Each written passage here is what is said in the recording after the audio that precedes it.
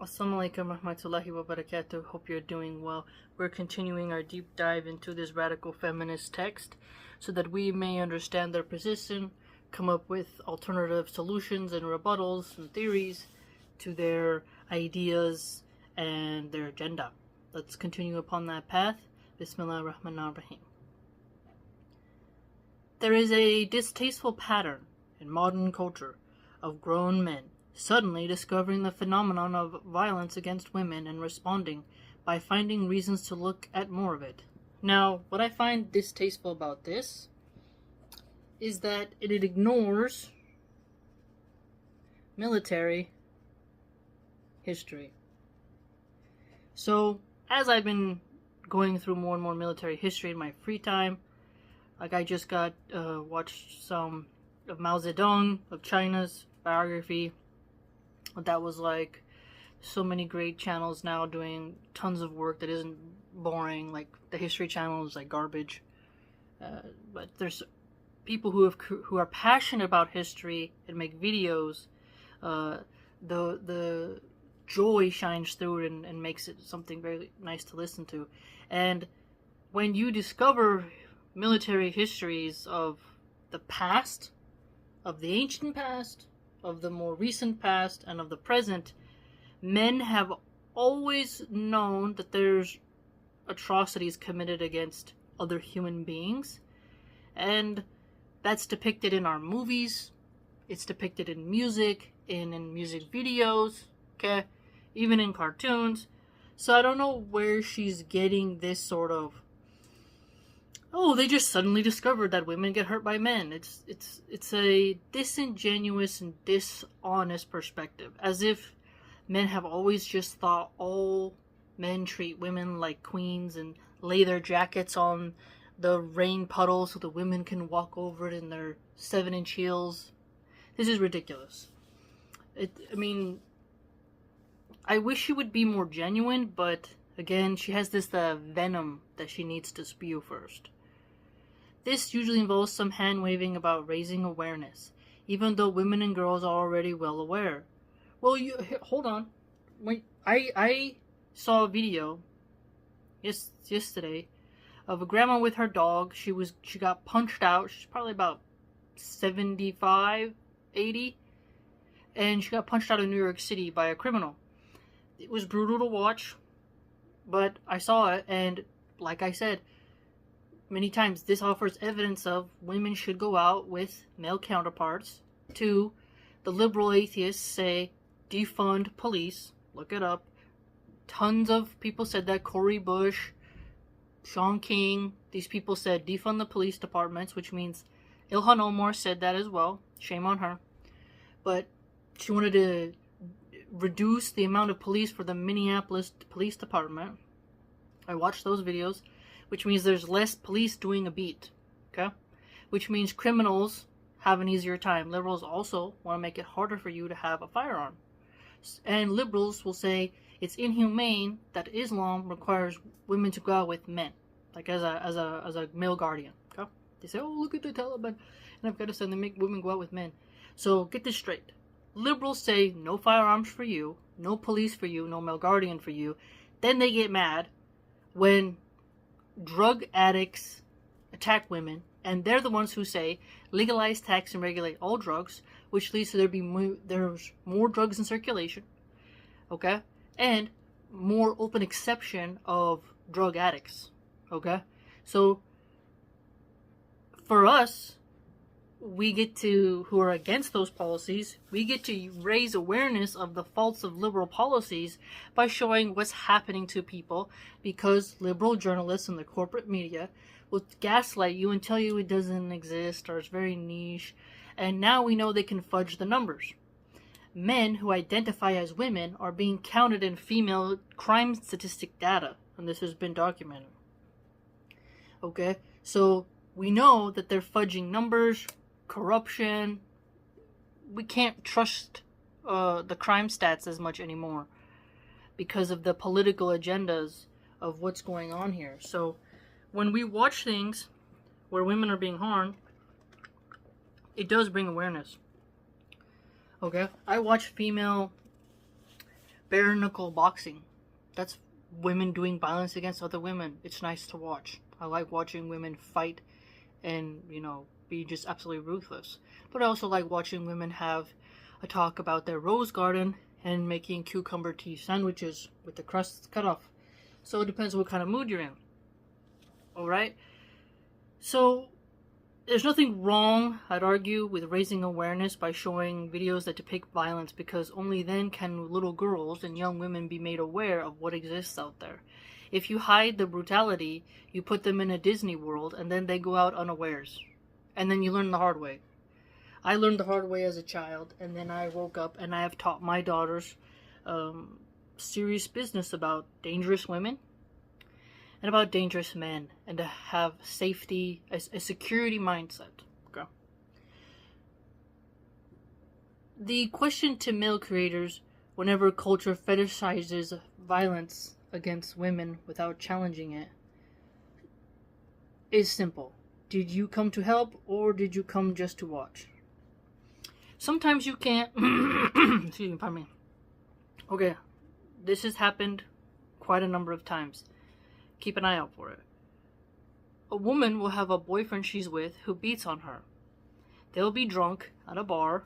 He'll smack her. A gentleman will step in to help. He'll fight the guy. The innocent guy who's trying to help, goes to jail. That lady goes home with her man or is back with him a week later. So the innocent guy went to jail, was away from his family, and whatever, trying to help the damsel in distress when she's staying with a very violent individual. So it is not always safe, and if a man gets stabbed trying to help a woman who chose to be with the violent drunkard and will go back to him, now he's stabbed and he's not serving his family's needs because he tried to be Captain Save a Woman. Okay? And so sometimes it is safer just to watch. Sadly, people whip out their phones, they catch a woman smacking on a man smacking on a woman, because time and time again, when you get involved, the woman just goes back. And then there are also times where the woman will start to attack you and say, I didn't ask for your help. Who the hell are you? Mind your business. And you're like, geez, I was just trying to help you. Okay? So you have to keep that in perspective. And there's tons of women who are, it's quite ridiculous. Some people, they'll be pulling hair at Walmart, getting into a brawl, there'll be two women on the ground. Security has to come and separate them, like two feral dogs, and handle it. If men jump in and be like, let them handle their thing, I gotta go buy some eggs, I got a place to be. You gotta let security do their job. And sometimes filming actually helps because you document the evidence. It depends. You gotta be so careful now. What's being worth getting stabbed? Because so many mentally ill people are out there. And some people don't want help. And some people are so high that they don't even realize you're there to help and they attack you too. You gotta be super careful now. When I was a teenager in the early aughts, pop culture was one pouting parade of strong female characters written by men who took bloody revenge on their oppressors while wearing skin-tight lycra. Now, the skin-tight stuff I can totally understand because it's ridiculous in my opinion, like Wonder Woman. Come on now. At least Brienne of Tarth had armor and a butch look. When you got like a really like these Charlie's Angels, Angelina Jolie and Tomb Raider, that's not real, because women who know how to fight, they have a certain shredded look to them. And don't confuse like Game of Thrones, the Sand Snakes. They're like playing around with a spear and they look beautiful and you're just like, that's not real, I'm not saying you can't be pretty and know self-defense, because I have my eldest in self-defense since she was 3, so she's been there for over a decade. But let us not pretend that women are taking down like scary criminals in high heels and miniskirts, When you see in the hoods the women who are hitting men, they usually have their hair in a bun, they're in pajamas, and sometimes they have a bonnet on, and they have a shirt, and their shirt's like loose, and will have like Minnie Mouse or Reba, like this lady named Reba, like this country singer, or something along the lines of that. It's not what you think. You know, like the most violent women, you know, they are beating in, you know, slippers. They're not out there looking with full makeup on. So I can agree with that. Women who have been R-worded on film were damaged goods, and they took the only kind of revenge that patriarchy could safely imagine. They flipped out and started blasting things. Okay, so what would you have them do? Go by the book? Like, what would you have, if, as a woman, I would say that's awesome. If the guy who did that, you know, if, you know, in horror films, there's all these really, like, dark endings, like Cersei Lannister when she gets revenge, right? If you depicted that against the men, it would be great. Why not? I mean, video games have some very creative ways of, like, spooky scenes, you know? It's like, whoa, look at that. Like, that's wild. Without me giving too many examples, right? I would say that actually is more sweet, because revenge can be served sweet. It can be salty or bitter. And so, there's nothing wrong with putting down a rabid dog, as I say. But plenty of women would write that themselves, I'd argue. I know I would. I mean, look at Sansa. What did she do to Ramsay Bolton after what he did to her? She allowed his hounds to have some chow chow, right? That was a great scene. Wonderful scene, right? And so, what did Cersei... Now, Cersei was married to Robert Baratheon. He didn't do... He was a serial adulterer, and she put poison in his wine, or like some type of intoxicant that would make him sedated, and the boar gashed him. So, you know, there's different ways where women go about their revenge in cinema, and in folk tales, and whatever you name it. So let us not pretend that women haven't wrote brutal scenes and that men haven't. I mean, she sounds like she's complaining that women take on a vengeful quest for a very violent action. It's quite bizarre. The type of angry woman a man can handle is slightly underdressed, tragically self-defeating, and crucially not pointing a finger at him. Well, to mention the damaged good points, some women can recover mentally from such a horrible atrocity. And others can't. So, you know, just like a man, he can see something happen in war.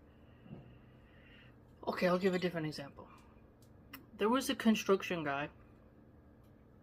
He was building the stairs to heavy stone stairs, like they were readjusting them where we were living. And it slipped and fell and crushed his leg. I remained calm. Wallahi, I remained calm. Didn't cry. Didn't scream. I was stone-faced and said, we need to call officials, right? Call 911, stuff like that. Whereas there was a chubby guy, Latino, probably under the age of 30, who started crying and hyperventilating. So he probably had never seen something like that. I'm not saying I have the strong will, but I've seen enough danger in my life and enough death, enough harm, and suffered enough to where I have a certain threshold. Okay? So he was shook up, right? It's going to take him time, and then if he sees something again, he'll have a little higher threshold. Some people, they don't have the same thresholds. They don't have the same stomach for it. And I'm not saying everyone has to be cold-hearted or stone-faced or an iron stomach. But you have to be willing to put in the work to heal someone, and that can take quite a long time. So damaged goods, I wouldn't use that type of phrasing, but I would say just temporarily mentally unstable. And if you're dating someone and that happens to them, that's a long road of being with them through their journey, and then they may reject you and not like you and leave you anyways. Kind of like that, she was a lady from Spain with her sugar daddy who went to India, and it was a viral case, and Just put in Spanish travel vlogger gets gang R-worded in India, husband beaten, something like that in the search engine, you'll see it. And a lot of people were pointing out that her man couldn't defend her from the assailants. He was not a proper leader by telling her we shouldn't be camping in this area. We're in a foreign country. This is not safe. Okay, they were backpacking and tenting, and he was being beaten, but he had to watch as those men did that terrible atrocity, and she was clearly mentally shook up. And a lot of people were predicting her disgust for him now will make, because he wasn't able to protect her, she will leave him, right? So sometimes a woman will want a fresh start by not being with the person who knows a trauma that she suffered with. Because some traumas are very private and you don't want people to know. And the more people who know, the more uncomfortable you feel. Because some people are an open book and they like victim Olympics. Others, they'd rather carry some of their bad experiences in life to themselves and leave it between them and Allah. And maybe they're going to therapy, but they're not an open book.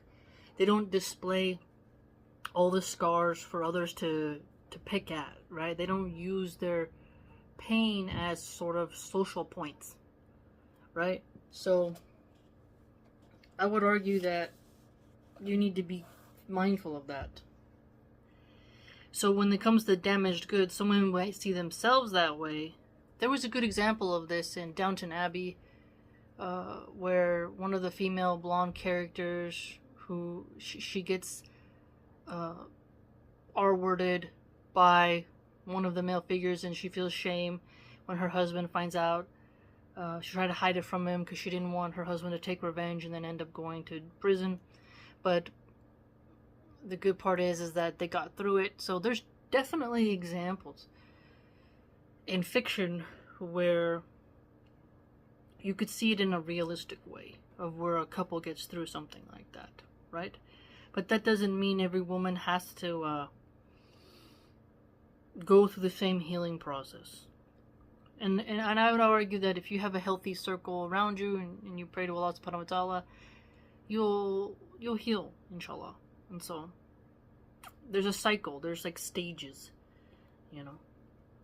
The film my friends and I flocked to see when we were starting to be old enough to understand the power dynamics of sexuality without having a clue what to do with them was Kill Bill. I've heard a lot about this film, but I haven't watched it. It pops up all the time in ads. The irony of a high-rolling R revenge fantasy being produced by serial R-word Harvey Weinstein is a cruciating in retrospect. That's trippy. So that creepo Harvey Weinstein was a director of that? The irony, what a pig. On the set of... oh, he's just talking about like how an actress was stunted. We don't really need to see that.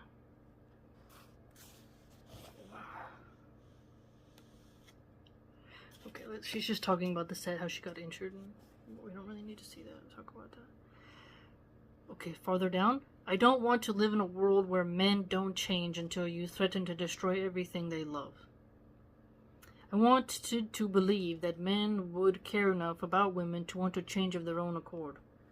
I mean, the carrot and the stick. Carrot, stick. In politics, there's that method, right? So, depends on that person's nature. I remember seeing a video. A father was mad his son wasn't doing what he was supposed to do because he was always playing video games. Takes the collection of video games, lays it on the grass. The father gets his sit-on lawnmower and drives his lawnmower over the game discs, and they get shredded up, right? So, the father had to destroy everything that his son loved so that he could obey the rules, right?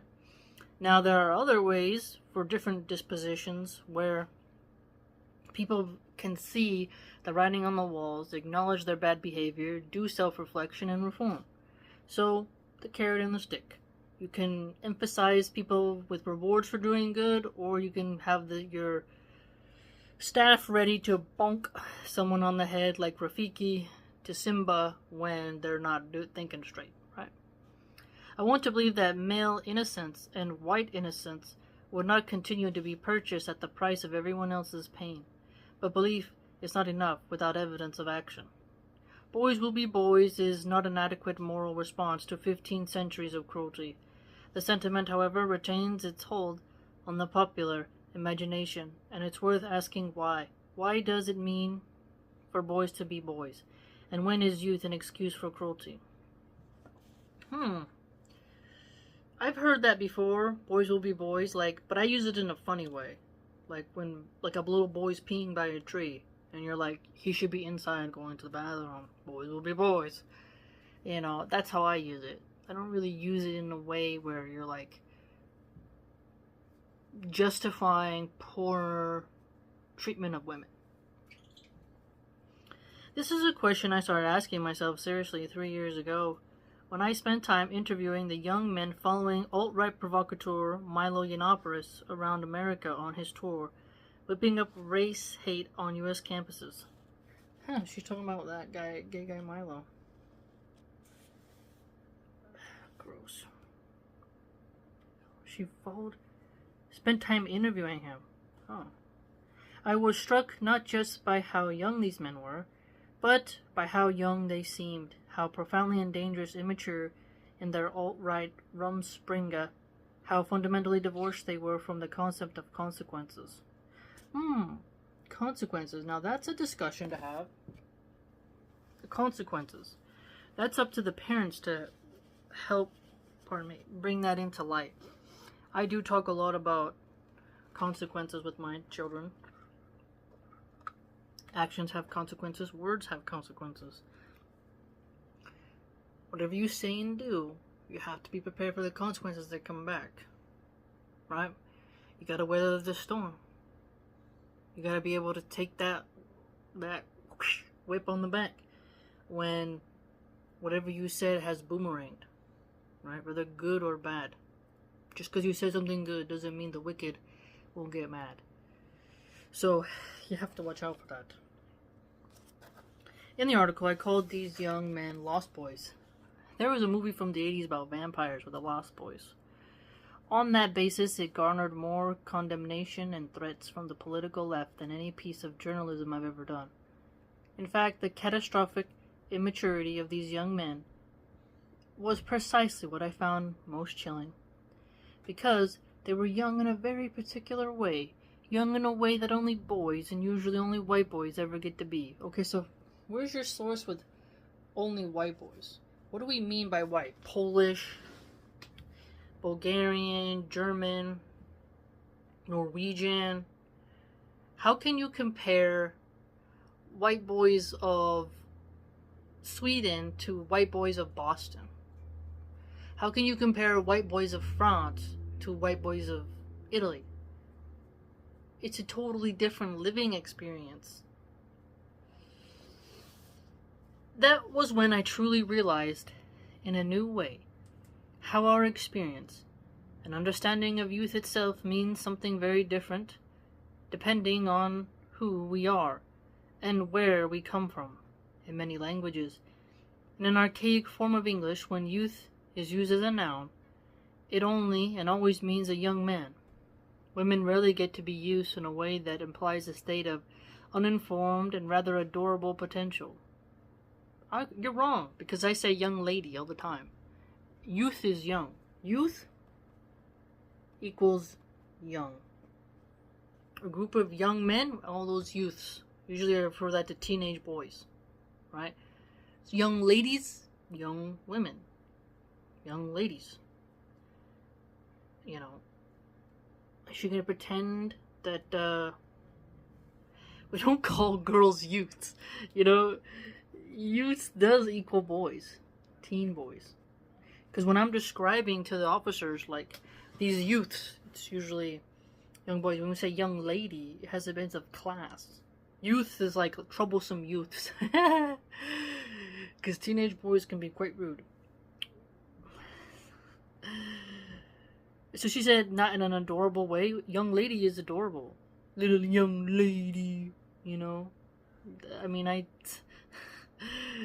talked, never mind. But you could totally is adorable when you have young little rosebuds. The potential of young men of color is not valued in the same way because so many cultures do not properly value the lives of people of color, particularly not black men. Grown women, meanwhile, are not understood to have potential. By the time we reach puberty, we are already supposed to be at the height of our social and cultural value. Okay, social and cultural? Well, you're a woman now. It's a milestone of life when you reach puberty. And it means you get to have the blessing of motherhood. Like when before you hit puberty, you're more tomboyish sometimes. Roughhousing, you don't have breast buds.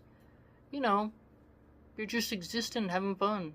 But then you start to blossom and you start looking in the mirror more. You start thinking about femininity more. Some people display these traits early and others later. So, some never. But men and women are different, and that's okay. We value young women for what they are, wrote Goethe, and young men for what they may become. Women in the public eye are not permitted the mistakes of youth that we routinely allow young men of a similar age. Yes, like if there's a boy and he's rolling around in the hay with a girl, you're like, his testosterone, his hormones, get out of here, boy. You shape him up. Give him the belt. A girl doing that, it's like, oh no. Oh no. Oh no. It's totally different. And I myself have that bias. Because the mental trauma girls get, because I've seen this happen too many times. The boys can recycle women and they become very unaffected. To them, it's like hunting. It's their wild stallion phase, and I'm not saying it's okay, because it isn't. This is why I like Prophet Yusuf, peace be upon him, Joseph, because of how he was restrained. Okay? But it's just not surprising, is my point, because they have testosterone and the biological compulsion and the hold that women have over men. You're a young lad, these women are blooming around you. They dress lewdly in so many of these schools. It's so hard for these young men. That's why I think the gender should be separated in school. Side point. But when you see a girl who's already had, she's still in high school and her body counts at 10, you can tell that she has loose morals and loose values. And she's going to pick up, and if she keeps continuing upon that pattern, she's going to encounter an abuse situation, a drug situation, she's going to gain trauma, mental illness, and probably have to get an abortion, right? Because of her poor decision making. She has different risks, where the young lads, I get that there's this double standard, but no one wants a guy with like John Zerka, Myron Gaines. These guys have huge body counts. It's really quite repulsive. Right? Like Andrew Tate had so many women, he's always oiled up, it's disgusting. You're like, ugh. Totally different. But there's a sense of more mercy for the young lads. Like for my younger brothers, because I'm the oldest in the family, but if my younger brothers make a mistake, okay, I have a little bit of a bias. My brother, if he loses his virginity, I'm like, oh, well, he held on as long as he could. And I'll guide him. But I judge the girl, his same age, worse. Because I'm like, where's your mother? You see? But I don't think it's... To pretend that only men see that, it's a contradiction, I get it, right? Because if we have sons and they make this error, we can feel sometimes like... what are we gonna do? But we have a daughter, you're like, it's way more heartbreaking. Because you're like, why? Why couldn't you wait? Because the personality of young lads is different than the personality of young girls. Because the girl's kind of young and ditzy, a little dumb, and you're like, why were you fooled? What are you doing? For the young lad, you're like, his energy is so in your face that you're like, he probably overwhelmed the girl's emotions, you know? Like when the peacock is doing a dance in front of the female, or you'll see male spiders doing a dance in front of the girl spider. They do a lot more showmanship to convince the lady. And sometimes you'll see just these examples in nature where you're like, men have to work for that. So these young lads, they are almost learning how to talk to women in a way that if they don't, a Jezebel comes along later in life and totally takes them through the ringer. But this is also why, if you keep your young sons pure till their marriage day, the dad and the mom have to have a serious, and the sheikh or trusted elders have to have a serious conversation about female psychology with the young lad, because he didn't gain that worldly experience because Islam doesn't allow it. Right? Okay, so for example, let me explain. You'll have, like, let's say there's a older Muslim man, let's say he's 80 years old, he has 4 wives, he can teach and talk to the young lad about the psychology of women on when he's going through his engagement and, after the wedding and whatnot. Because he's a young lad who he doesn't have Jahiliyyah past, so he doesn't really know, right?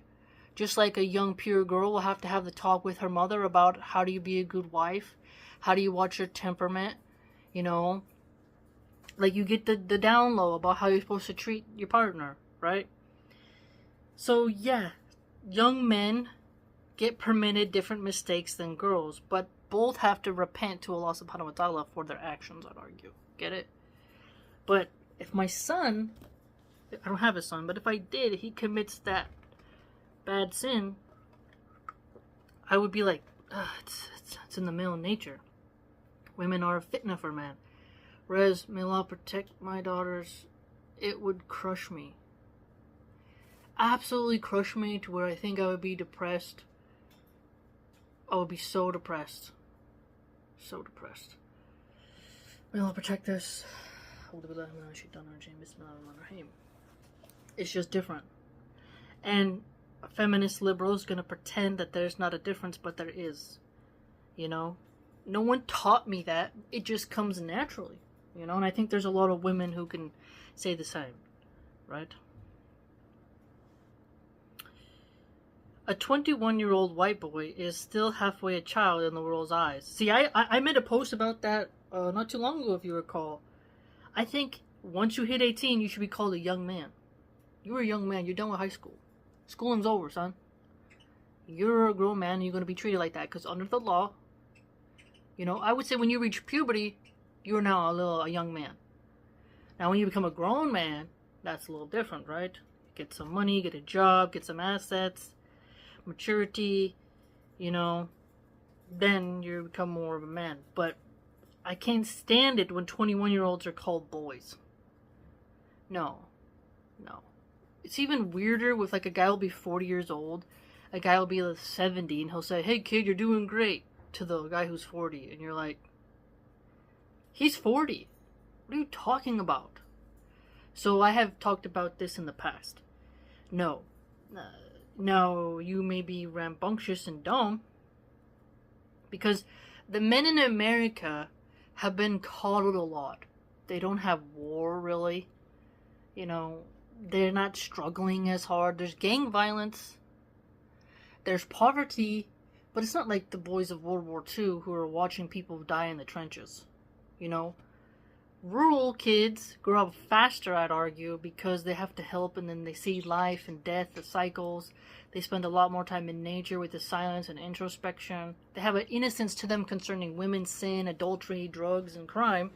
And there's something to that. But the Peter Pan failure to launch, always wanting to be youthful, is just not sustainable. And we as a culture have taken away the rites of passage for manhood, because past leaders, some of them were ruling empires at the age of 21. The maturity level of past men was higher. And today, because people are dumbed down, and also your brain development, like cognitive wise, you get stunted when you start using drugs. So if you start smoking weed, you live in the past more. See, there's like a gap that happens with drug addicts. They get frozen in time. They don't progress. There's women who can be 40 years old and on drugs, and they talk like they're 18, 20, and you're like, because they've made themselves mentally handicapped. The drugs stopped their like progression, you know.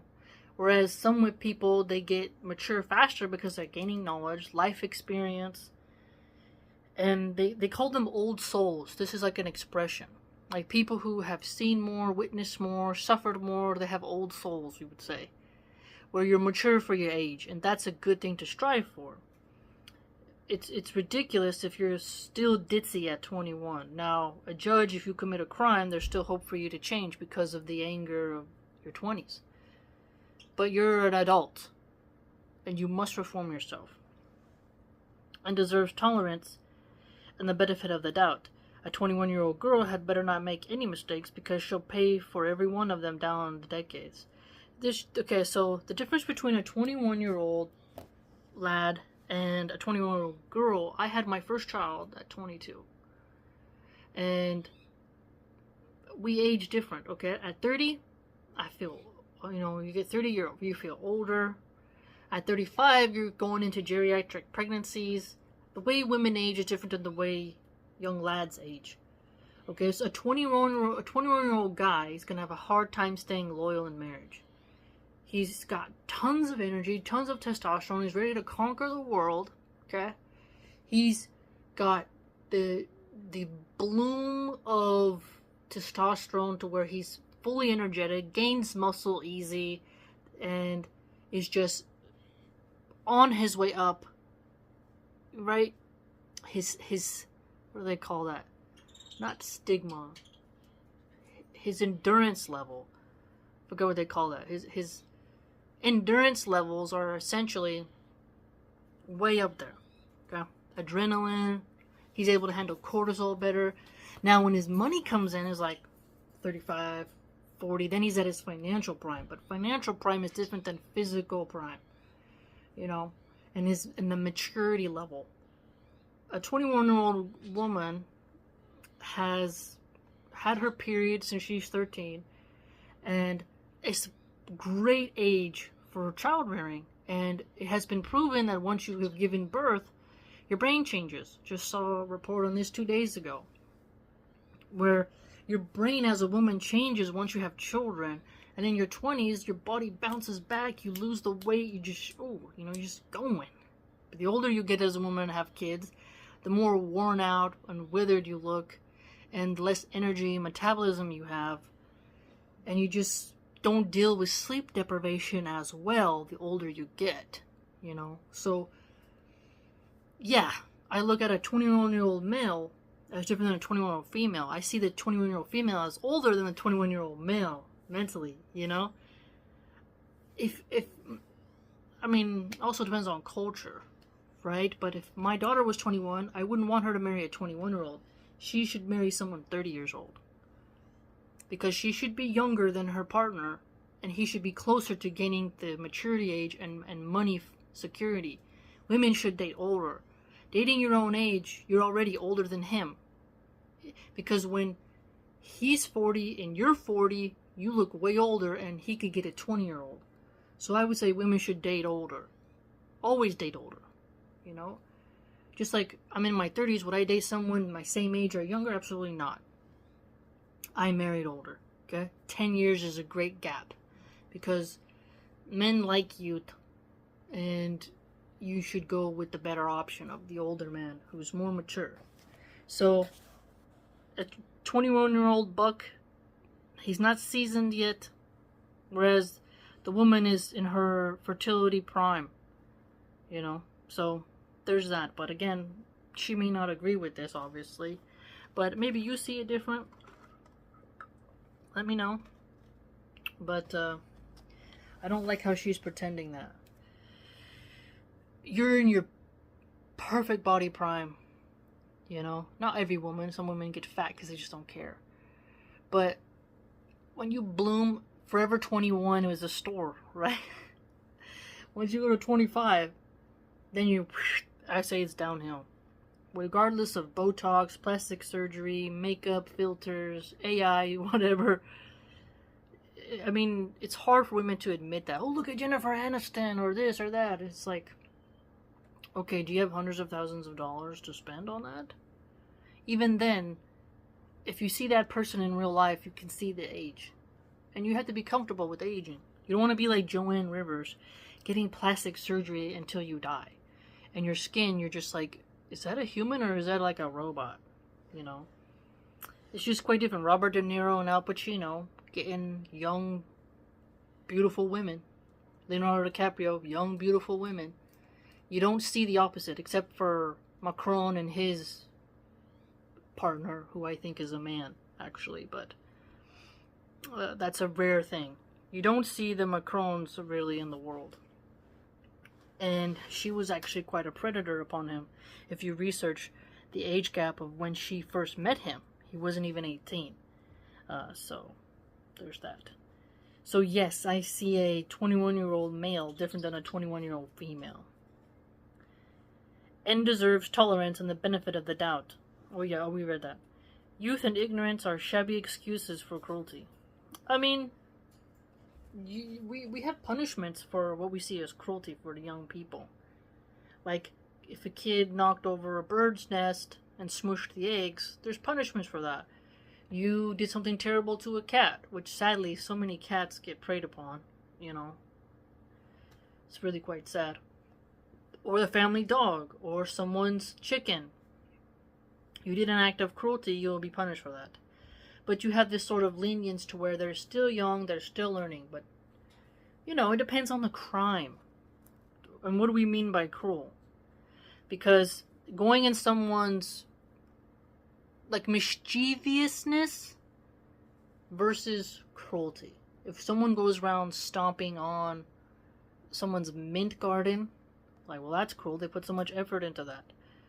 Whereas if somebody does a tragic thing to, you know, they pull your koi fish out of the pond and, like, leave it on the grass and it dies. Like, why'd you do that? Senseless act of cruelty. You know, you give them a fitting punishment. Maybe make them clean the fish pond and feed the fish for 2 months. Every day after school. Right? So there's certain acts that, there's a degree. Right? There's a degree, obviously. There's a young woman who I've known since we were both very small, who has always, from infancy, struggled with her temper. She was rippling at the seams with pent-up energy, and was also taller and stronger than many of her peers. She would boil over with frustration and lash out. Sometimes she would actually hit or shove. More often she would simply frighten other little girls. In a way she hardly understood, because she was also a child. However, because she was a female child, she was expected to master her temper. All children should master their temper. Got it? All children should. If your female child hits my female child, I'm going to tell my kid to hit back. And if your kid beats up my kid, me and you are going to have words. Okay? And you better fix that child. Because you have to have a certain level on your emotions. And you need to, that means you fail as a parent to rectify certain poor behaviors. Okay? I was expelled from school many times for fighting. I was kicked out of 2 schools because I had a chip on my shoulder and was a fighter, street fighter, and I pummeled some chicks who got on my nerves. But that wasn't right. I should have mastered my temper, and Islam, alhamdulillah, has helped me do that. So everyone should manage their moods, and stoic behavior can help people to do so. Hitting and shoving were not tolerated. Of course not. You're not in the zoo. Being young was no excuse. Being in pain was no excuse. I watched my friend over the course of years struggle to manage and master her own propensity for violence. By her mid-teens she had done it. She is in her mid-20s now and still has a tendency to be stubborn. Is quick to feel frustrated. That's just in her nature. And you can still, at moments of stress, see behind her eyes the tiny girl on the edge of screaming in a punching tantrum. Well, then you need to be medicated. My mom has bipolar, and she can get violent. She's on medication. So, you can go to the gym, hit the heavy bag. You gotta work on.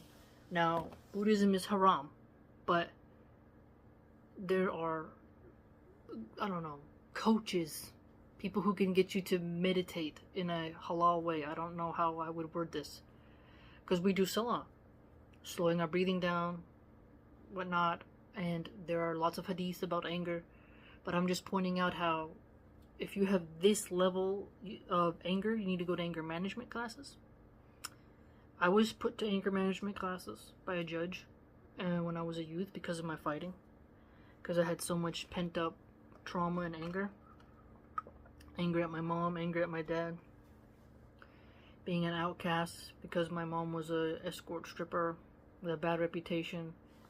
And my dad was a womanizing, pot smoking, cocaine snorting individual who cared more about the music industry job than his child. So I had a lot of rejection issues. And I think it really helped me. One of the things I remember the most about that class was they talked about the ripple effect. When you do an act and how it ripples out and affects others around you who you didn't intend. And I saw that a lot in my life. So you feeling frustrated, you have to take a step back, and you got to realize some people pop off. They pop off real fast, and they will shank you. And some people cannot hold their temper, and you don't have to tolerate that. But everyone has to know people die every day over the things they say. And if you're in a place where people don't tolerate that type of back talk, you're going to learn the hard way, and you may lose your eye, you may get your fingernails taken out. You have to be very careful with your punching tantrums. Yeah? And the screaming, the tone, better watch your tone. There's some women who, they were like, don't come at me with that energy. And you don't have a right to just assault people verbally and expect no repercussions. Okay. That's the thing I had to learn. You're coming in hot, you're coming in heavy, you're coming in with force. No one is obligated to give you their submission, to bend the knee to you. Okay? And there's always gonna be someone who has the horns and rises up to buck. They're gonna headbutt. They're not gonna tolerate that. When you see 2 rams, bam! 2 bison, bam! 2 elephants, what are they doing? One charged, the other one didn't back down. When you come in heavy, with your tantrum, your screaming, your stress, not every person is going to bow to you. You don't get to be the Rampage Hulk, Godzilla, King Kong, giant monsters, the Cyclops. You don't just get to go around destroying and expect everyone to cower in fear of you. There's going to be the hero who is going to put you in your place. And you have to manage your emotions. And you got to learn that from a young age. But taking control of that part of her character has made her more patient, more considerate than most of my close friends. I admire restraint and gentleness in her far more than I do in those who have not had to struggle for it. I know how hard it was, and I know that she had no choice, and that there are times when a bit of rage in women can be a good thing, when applied to defending your life. Society does not tolerate girls who are furious and physically rowdy. No, I was physically rowdy. This is not a trait that attracts men. This is not a trait that attracts good women. It's when you're loud, combative, argumentative, it's so off-putting, and I wish someone would have told me, because I was a rambunctious youth, and I was tomboyish, and I was punchy, grabby, blunt, uncouth at times, totally Tarzan. No. Because even though I won fights, it was my fault for the way I was behaving and the way people responded.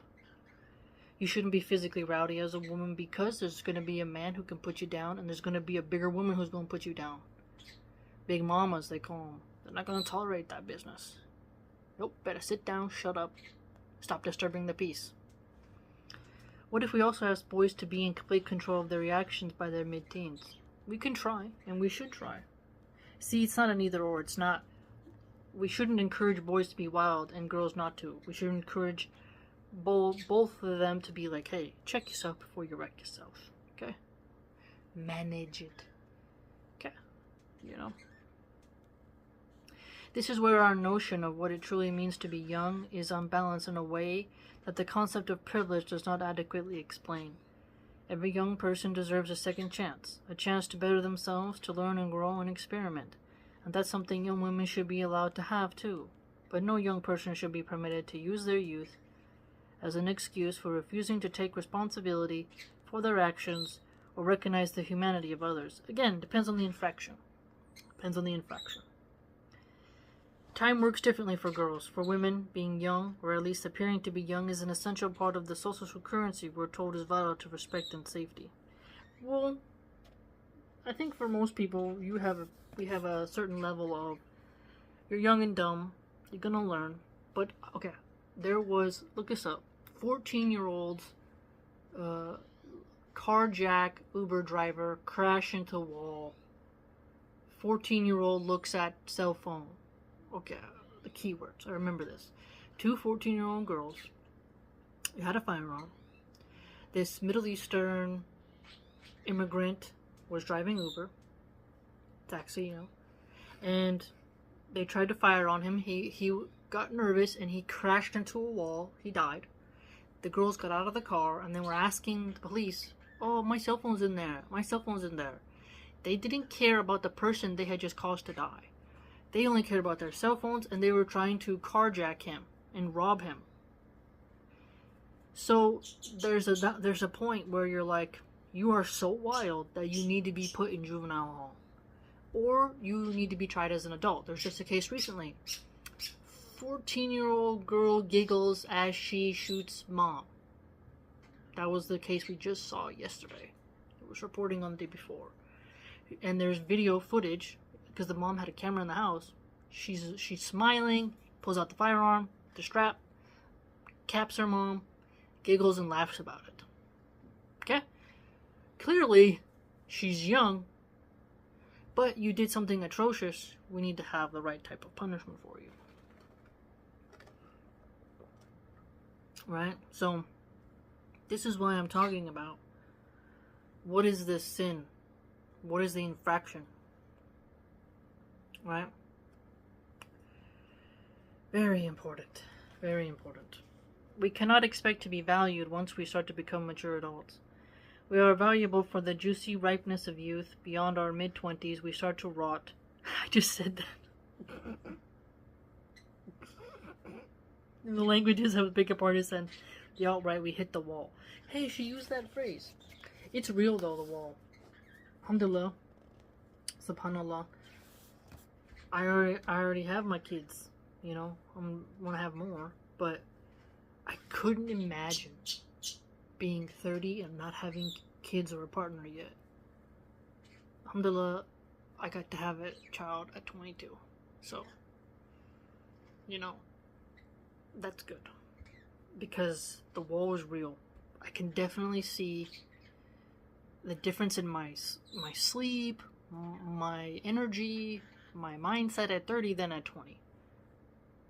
This, and see, no one told us this other side and perspective. So while the feminists are like, get IVF or do surrogacy at 40. So surrogacy, use a woman as a baby machine, deny the baby the right to breastfeed, cut off all spirituality, literally buy a womb. Surrogacy is human trafficking. Do that and cost the IVF. But don't get married at 20 and realize you have prime fertility then. I mean, when you look at, like, in the movie Spartacus, the series Spartacus, Domina, the lady who owns the gladiator school with her husband, she goes to a fertility witch, and there's a candle in the shape of a male phallus. And she's like, you have to get pregnant within this hour. And that reminded me, this is like an old film. To me, it's old.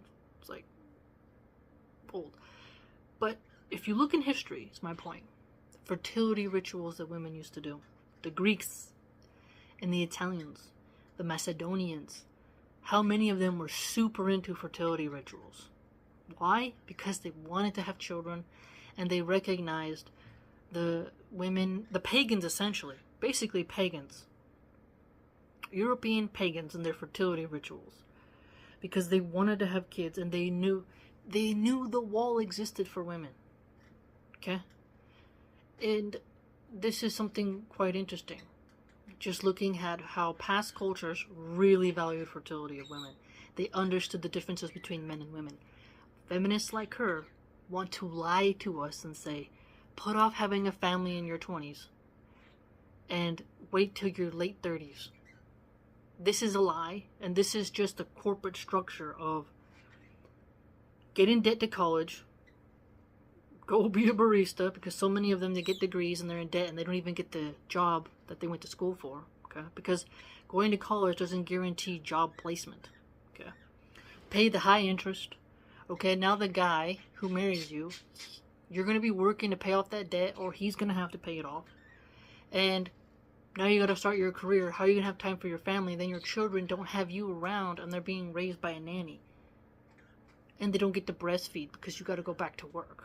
So they get put on soy formula, genetically modified formula, powdered crap, instead of the food that's designed for them, that comes from your body, that they were just growing. You see, it's so strange how these women just lie to us. They lie and pretend that we can't maximize our youth. They think that they can nag men into liking older women. You can't do that. That's not real. You can't nag men into finding a 50-year-old as attractive as a 20-year-old. But like George Clooney is an example of a man can be a Brad Pitt and George Clooney. You know, they're examples of how men can age and still be, you know, presentable. Okay? And I would argue further that black men age quite well, and they don't suffer the same decrepancy, right? They said that phrase, black don't crack. And so men, for literally thousands of years, could be older. They could be 50 and still get a 20-year-old, 30-year-old. No problem. You don't see the Macrons of the world where the woman is significantly older and gets a younger male. You just don't see it. You just don't see it. And so the wall is real. And taking away this empirical fact doesn't change what men desire. Like, you can't, if you're going to lie to women, that's not going to work out well. Because these women are going to take revenge. Like, you lied to me, feminist, and it's going to bounce back to the opposite way. See, there's nothing wrong with telling ladies, you can get married in college. You can get married, have kids. When your kids are a certain age, then go to college. There's nothing wrong with that. But they always push right at 18. Take a summer off, like you graduate high school and now you're off to college. They literally push that on you. That can work for men, but it doesn't serve women's needs. And then denying that spiritual desire to have cute, adorable children. You see? So, you know, the hitting the wall, it used to make me like confused and upset. Not like super upset, but just like, huh? But now that I'm getting older, I'm like, that's real. And you just see, like, your hands, like my hands. I'm like, they're still young, but, like, it's not the same as when I was 20. My grandma once told me that she would look in the mirror and be like, where are you? Like, to her younger self. And it's just, it's intense. You're like, wow, that's real. You say goodbye to that. This is why the seasons are so remarkable, because you see how the trees bloom, shed, bloom, shed. These leaves blowing in the wind, getting ran over by cars, crushed into dust, poof, back to fertilizer for the soil. These beautiful sunflowers blooming, and then the sun gets them, they give their seeds, and they go away. There's nothing wrong with that, you know? There's nothing wrong with acknowledging that you lose that aspect of your beauty. That, that you do hit something called the wall. I feel bad for the women who are being lied to right now, who are believing the feminist propaganda, that they think they won't want kids. And when you really love a man, and you're like, dang man, I could have had 2 more if I just would have started earlier. You know? But see, the corporate liberals and others, they think women, they have to go out and prove themselves that they're super smart, thinking that college and credentialism is the only way you can prove you're smart. Just not true. The amount of online classes, the amount of free knowledge on YouTube, Odyssey, Rumble, BitChute, you name it, the amount of libraries in the world, the amount of used bookstores, is like, what? Knowledge is literally all around us. But we think if you didn't go to college and take on massive amounts of debt and spend all your 20s there, that somehow you don't know nothing about life, and that you must be a retard and have nothing to offer the world. And then when women find out that men literally care the most about beauty rather than education, you feel lied to, because the women betrayed you and didn't tell you the truth. They almost hid it from you in a sinister, witchy way. And you realize some men, they make fun of women for being dumb, but they forgive those women if they have beauty. Whereas if you're super smart and ugly, usually you don't get picked, and you're going to be at your desk paper pushing for a while. You know, you have a different lot in life, because not everyone gets to find a love, not everyone gets to have children. You gotta choose your path. But to deny the wall at 30 is just not true. It's a real thing. And a lot of women go through those epiphany stages, and there's nothing wrong with that. But what's important is that young women hear both sides, and they have the patience to say, what do I want to do with my life? Do I want to not have kids in my 20s and push it to 30s? Or should I have kids in my 20s, wait till they're grown, and then start college? Who said the only way your college education is valuable is if you get it while you're young? Then this goes into the hiring practices of companies. They want to hire young women, but they don't want to hire older, seasoned, experienced women. Maybe fix that. That's the solution. People think that you can't hire a 50-year-old, you gotta hire the 30-year-old woman. I would argue that if companies just started hiring people and didn't really matter, like ageism, I think they call it, then I think a lot more women would delay college so they can have a family. Because the nation of America is gonna maybe thinks we can just import immigrants to replace the decline in population because the people aren't having kids. And then you're like, what's going on here? Further, the justification for the cost of education is a scam. You're paying these professors who are like, oh, we have this and we have that, therefore we really have to charge this much money. And then you look at the schools, you're like, okay, so you're basically paying for the stamp of the school. The school has better teachers sometimes not, but there's limited number of seats, so you pay more and you get more into debt.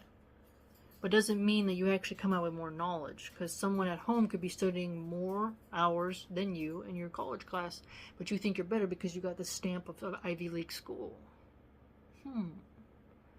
So what are we really doing here? There's an illusion here that we have to break through. And so we want people to be smarter, to seek knowledge, to get some wits about them, but not at the expense of never having kids. You see my point? So may Allah guide us and protect us. We'll pause there. But it's important to hear both sides. We're hearing her side. I've heard the red pill side. We've heard the Islamic side. There's so many different sides. Flipping that dice with all the different perspectives on the edge. But you must decide. And people have a right to hear the different views. You know, to lie to women and say that a man will want you in your 30s the same as he would if you were 20, and that you'll be just as pretty. This is the problem of AI filters. This is the problem of plastic surgery, you know.